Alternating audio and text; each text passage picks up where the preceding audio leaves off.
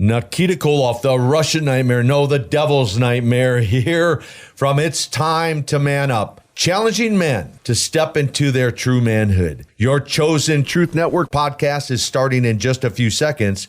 Enjoy it, share it, but most of all, thank you for listening to the Truth Podcast Network. This is the Truth Network. The heart of every man craves a great adventure, but life doesn't usually feel that way. Jesus speaks of narrow gates and wide roads, but the masculine journey is filled with many twists and turns. So how do we keep from losing heart while trying to find the good way when life feels more like a losing battle than something worth dying for? Grab your gear and come on a quest with your band of brothers who will serve as the guides in what we call the masculine journey. The masculine journey starts here now. Welcome to Masculine Journey. We are glad that you're with us this week. This is the pre-boot camp radio show. This is the last one we will do in studio before we go to boot camp next week, which means, Robbie, we are what? Eve from... Boot Camp Eve. yeah, somewhere in there. We're like 4 or 5 Eves for Boot Camp Eve, and so if you can just do so Saturday night. Let Sunday me give night, you some Monday added. night. Number one, my brother's going to be there. Yeah, all right, and his grandson, and so my brother was the one blessed with personality, and so if it wasn't enough to meet my brother, Corn will be there. Okay, and so if you haven't met a character yet, when you met my brother, believe me when I tell you, it'll be an experience. But more than that, you might meet Jesus. Mm. And, get a good look at him, maybe like you've never seen him before. And in doing so, you get a good look at yourself, which is kind of the idea. Yeah. And so we are doing a boot camp related topic. So Danny, you want to tell us a little bit about what the topic is? It is a revisited topic. It's a reboot. A reboot, a reboot camp, It's a reboot camp topic. Yeah, a reboot camp topic. We did this before. I can't remember if it was a spring show or whatever. Just talking about boot camp talks or moments of boot camp that impacted you, and we got clips associated with that. But just coming up on boot camp or reboot camp, which will be a dual Dillmore boot camp, we've heard, and so that. Talking about those and the impacts, and I think somebody mentioned in the pre-show, those of us who've been to multiple boot camps, we could pick just about any talk and go, okay, I've had a Jesus moment here or there and that kind of thing. So we're just going to share some of that tonight.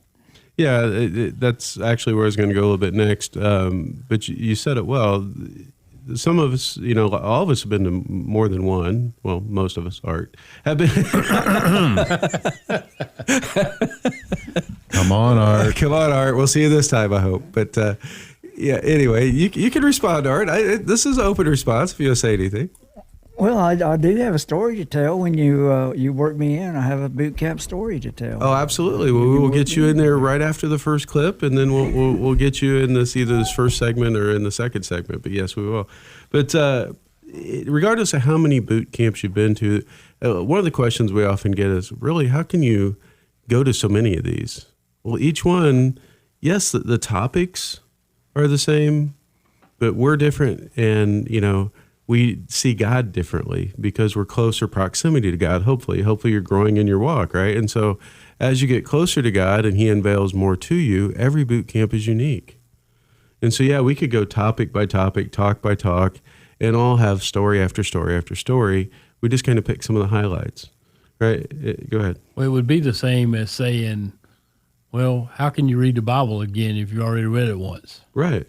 Mm-hmm. It's kind of same similarity.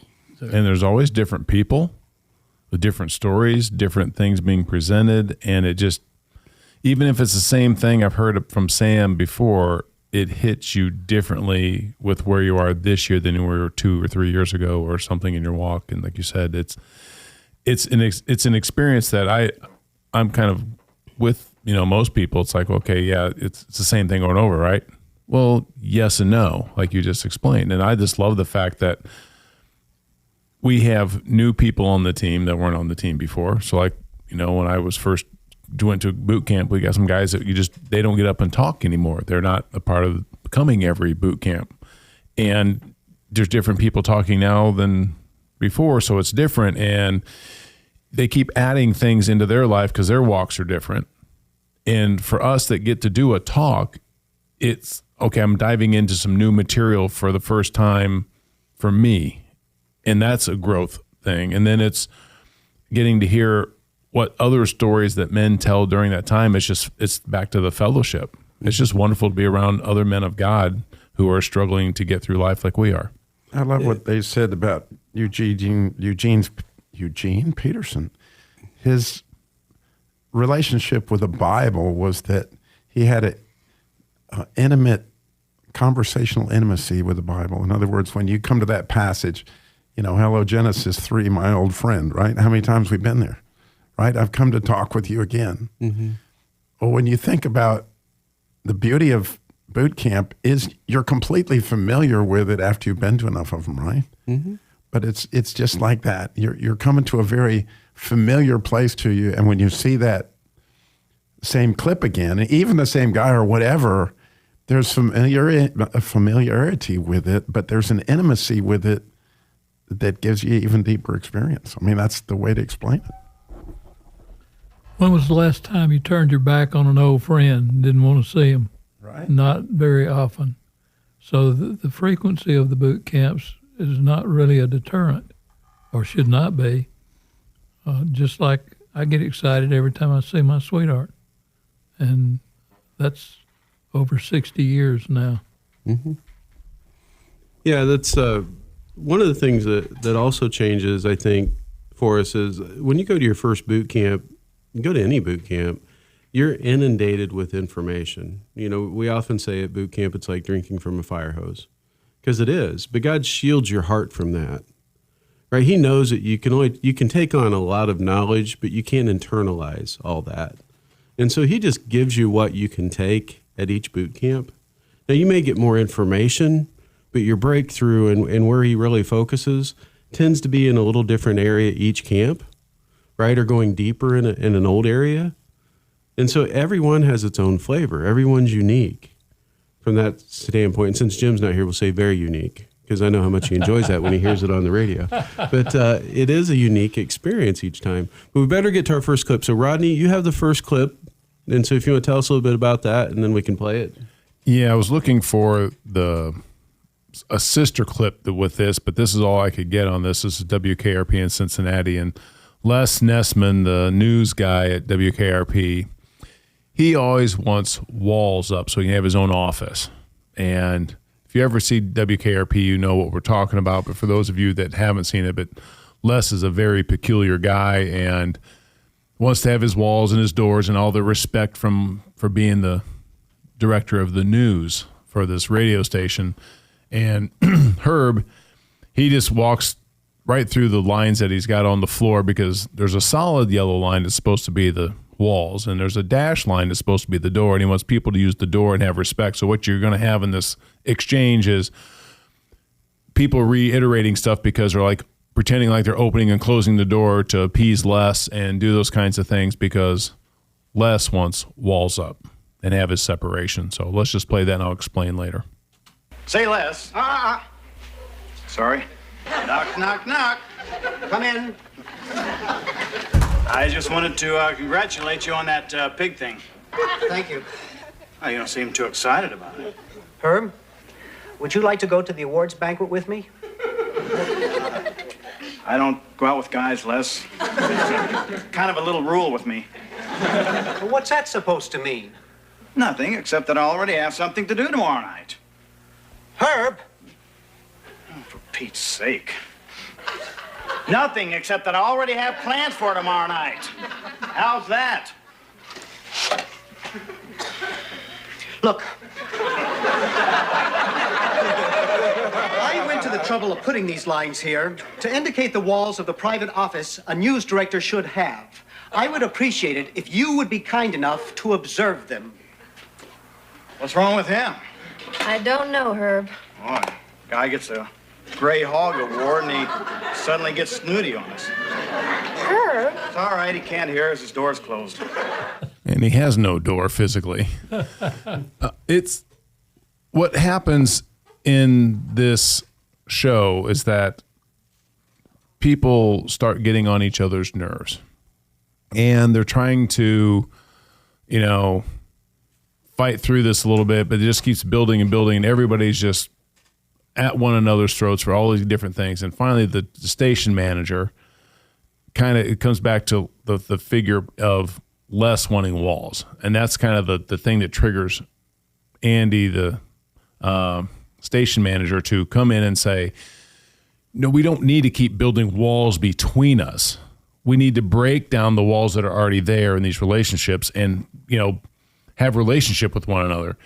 And I went to this clip and was looking for that specific one because what had happened, it started at the first boot camp and it's continued ever since, is that when I saw these men stand up on that stage and do their talks, the biggest thing to me was their vulnerability and talking through things that I would have said, boy, there's a lot of shame associated here. There's a lot of guilt, or there's a lot of embarrassment, or these things that you just don't talk about. And I what kind of hit me was, man, these guys are messed up. And I'm like, all I could think was, oh, I fit in here. I was just like, oh, this is exactly, you guys have all these same stupid things that I've done or have had going wrong with me, I've had in my life or my time frame. And I want to put that behind me. And one of the biggest things is actually sharing what those are, to actually be able to talk through it and come at it from a different standpoint than hiding it, is to be open with it and say, God's better than that. God's beyond that. And look at him, because he's the one that's going to bring the healing in. And I could actually start living in the new creature instead of the old nature. Mm-hmm. That's great. That's great. Well, there is still time to come to the upcoming boot camp. There is time to register. If you want to do that this weekend, that's really the latest you could probably do it, is this weekend that we're in. And so, you want to go to masculinejourney.org to register for the upcoming boot camp, which is just coming up again in a few days, this next weekend, right? And so we want to make sure that you do that. If you're not sure whether you can afford to come, don't let that be a deterrent. There's some scholarships available. If you can help in any way, that helps the ministry quite a bit. If you can't, just reach out to one of us. Just reach out to anyone that you like their voice a little bit better. You could reach out to Danny at masculinejourney.org. Any of our first names at masculinejourney.org will get you to one of us, and we can help you get to that boot camp if that's where you feel like you need to be. And so we ask that you would do that, and we are looking forward to seeing you at an upcoming boot camp. Hopefully we'll have one coming up, either this one you'll come to or the next one. We will have one coming up in the spring, but hopefully we'll see you this week. We'll talk with you after the break.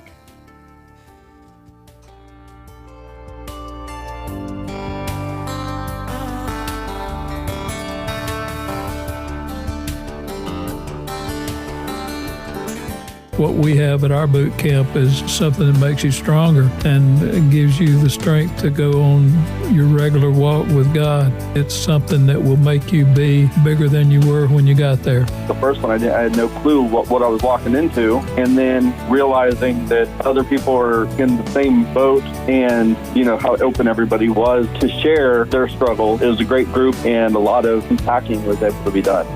It is a tight bond of men. Everybody's the same. And each and every time that I've come to boot camp, I've learned something different. And not one man that's ever been there neglects not to take time out to talk or to share. It's serious business, and you need to come one time and break bread with the men and fellowship. Feel the atmosphere. Hear the people pray. And get down to earth about what's going on in life and get real. Register today at masculinejourney.org.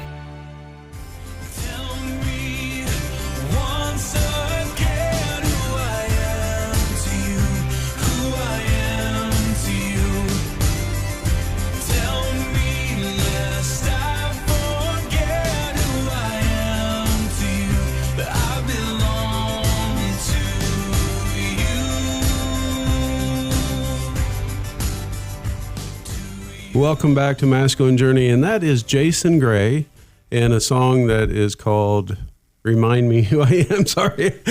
You got to remember. You got to be reminded. Yeah, remind me who I am. It's right there in the lyrics. But it's actually, there's a lot of great boot camp songs. And I actually picked this one for the bump in because it was, I did not see this, to be quite honest. I didn't see it for the first time at a boot camp. Back in the history of Masculine Journey, there was a time that we were able to have a women's team. And we were doing some women's camps, which we're not doing currently. But we were able to do that. And that's where I actually saw the video for the first time. They played it at the women's event on one of those. And it just fits so well with a lot of what we do, especially as you're talking about the topic of identity. Because that's what the enemy comes after. And that's what Jason Gray, in that video, it's an amazing video. Go watch it on YouTube. Go watch it. Yeah, YouTube would probably be the best. But Jason Gray, Remind Me Who I Am. And it's just got a great message to it because the world screams other names at us, right? But we only have one name in God's eyes, and that's son or daughter. That's beloved. I am your beloved. I'm his beloved, right? And that's our identity at the core. That's who we are. And when we lose sight of anything other than that, the enemy has a foothold on us. Right. And it's so hard to hold on to. You'd think it would be easy to hold on to. But guys, is it easy to hold on to on a daily basis? No. No, it's not. You'd think it is, as much as we're in this message, as much as we talk about it. It's still, that's some of the biggest effort in the day is just holding on to that. Just holding on to the truth that we've been given and the nuggets that we've been given.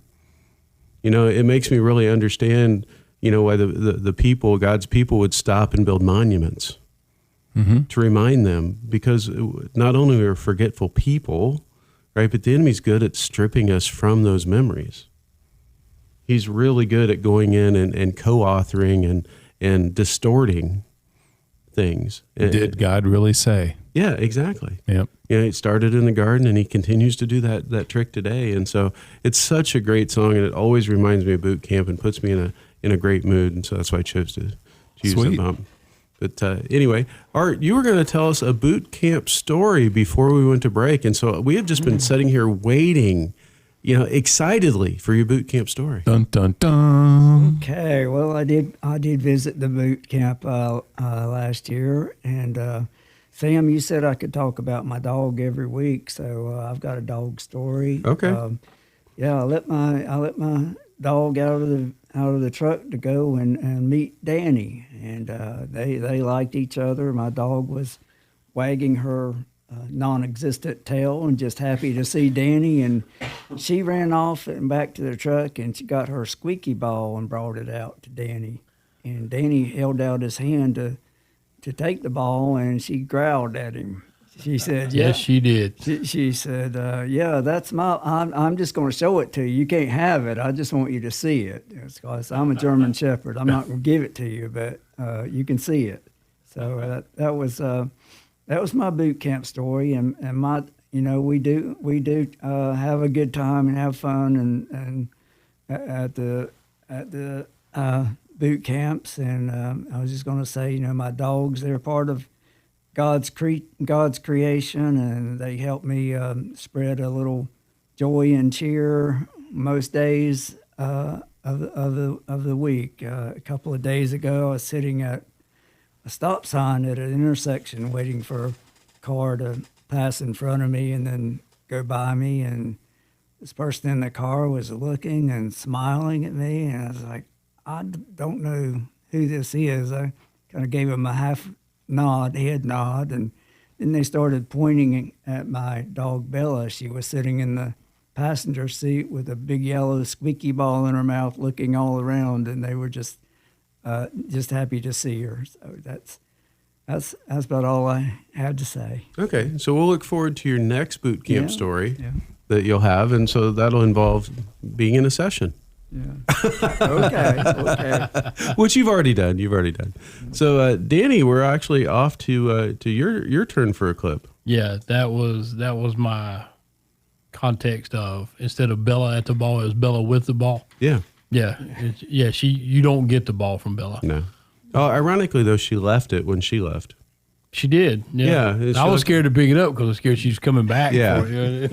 Yeah. She's a sweet dog. She really is. My clip is ironically from the Andy Griffith Show. Nah. Yeah, I know. Okay. It's a deep well there. Yeah.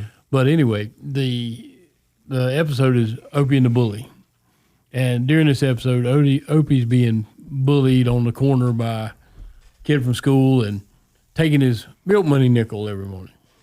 And so just to set it up a little bit, him and Andy have conversations, and Opie's kind of the kid going, I got this friend, or, he's trying to get information without the shame of knowing he's being bullied. And Andy pours into him, and we talk a lot of boot camp about masculinity being bestowed.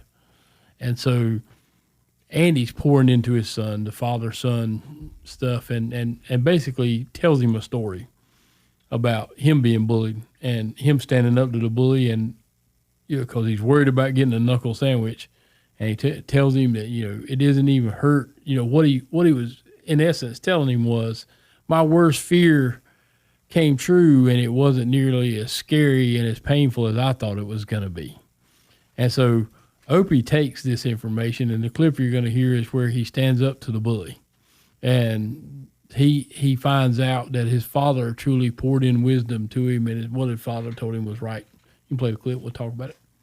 Come on, Opie, hand it over. We're gonna be late for school. Are you, ain't you? I hope he was telling me the truth, Pa.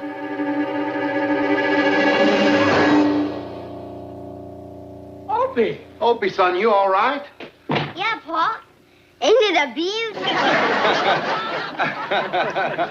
It sure is. Tell the truth now, Barney. Did you ever see a prettier one in all your born days? No, Andy, I ain't never seen a prettier one in all my born days. And you were right. I didn't even feel it. You didn't? Nope. And you know what else, Barney? What? I laughed. Did you? Yeah, just like you, Pa. I laughed and sailed into him like a windmill in a tornado. Sounds like you ain't stopped blowing either. Yeah. And here's your nickel, Barney. Oh, thanks, And here's yours, Pa. Well, thank you, son. You're welcome. You want to know something, Pa? What? A sandwich sure tastes better with milk. What you couldn't see was he had a shiner, a black eye, and he was so proud of the thing. So the rest of the episode is more about his black eye than it is being bullied. But as a kid who was bullied and everything, but the point was somewhere between the wound talk and the father or the sonship talk in my first boot camp. I discovered some things about my own dad that, we talk about the father wound a lot, and we talk about things, and then there are things that the enemy had lied to me about, and God just kind of peeled back several layers on that first boot camp I was at with those talks, and I realized my dad had poured into me a lot, but it was a lot more in actions than it was words. Now, he shared lots of different wisdom with me, but, he helped me through a lot of tough times, and I've been able to go back and revisit those things and get what I was supposed to get, so it's never too late. Mm-hmm. And every boot camp I go to, and Rodney mentioned it well, was that, you go to diving into these talks, preparing for boot camp like I'm doing, and the stuff that comes out, I think you get to be the bigger beneficiary of it than anybody that'll hear the talk. Mm-hmm. It's been my experience. So, yeah, and it's weird how the things that God will have you share are typically things that you had told yourself you would never share with anybody, yeah. Right? And you think, when you're getting ready to do a talk, that it's like, oh no, I don't know what he's going to ask me to share, but that all goes away because he works on your heart. He works on you through the process. And you get up there and you're speaking from a place a lot of times of healing, a place of growth for sure, a place of walking intimately with God through it. And there's nothing to be really scared about at that point because, God's got your back. It doesn't really matter what everybody else thinks because God's got your back. I thought you were going to say something, Robbie. You looked at me. Harold, would you like to add something? I know we may not get your full story in, but would you like to add something before we go off of this show and into the next one? Well, a couple of things that impacted me was the poser talk, for one, because it caused me to see a person in the mirror that I didn't like. He was a person that was on the highway, was very unkind to other people, yelling, screaming, questioning their brain power or lack thereof. Me. I'm just kidding. A lot of stuff like that. Plus, like many guys, he had lured me into pornography, which was a terrible, shameful place for me to be. And yet he exposed me to me. And so that was very important. The other talk that impacted me a lot was the new name, because that teaches us that you need to be quiet and listen and let God fill in the space. I didn't know that before then. It was just a one-way conversation, which is only half of what you really need.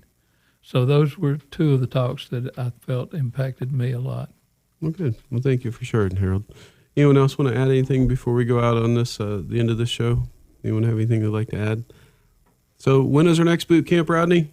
That would be November 16th through the 19th. Right, which is this next week. Wow. Yeah, so they should go register when, Robbie? Now, exactly. In between this show and waiting to play the after hours, right? So there's going to be a little bit of time there, right? Maybe not for you. It's designed, in case you didn't know, that it's to start Thursday night, so that you only have to take one day off of work Friday. That's right. Take Friday off. So you can come to boot camp about 3:30 on the 16th, or even 5 o'clock. We'll have dinner, and then all you have to take off is one day of work, and then Friday, Saturday, Sunday we'll have a great time. Now we're going to shoot each other with airsoft. You're going to get to shoot with their real guns, and it prepares you for the holidays coming up. Yeah, right? That was one of the big things about the timing of this one. It really helps you out on what you have to go face with warfare and other things within the family. Absolutely, and there'll be a great time of fishing, just lots of stuff, great camaraderie. Anyway, great time with God. Go to masculinejourney.org to register right now. Go do it now. There's nothing. If you got a free moment, go do it. We would love to see you there. We'll talk with you next week. Go love somebody well this week. This is the Truth Network.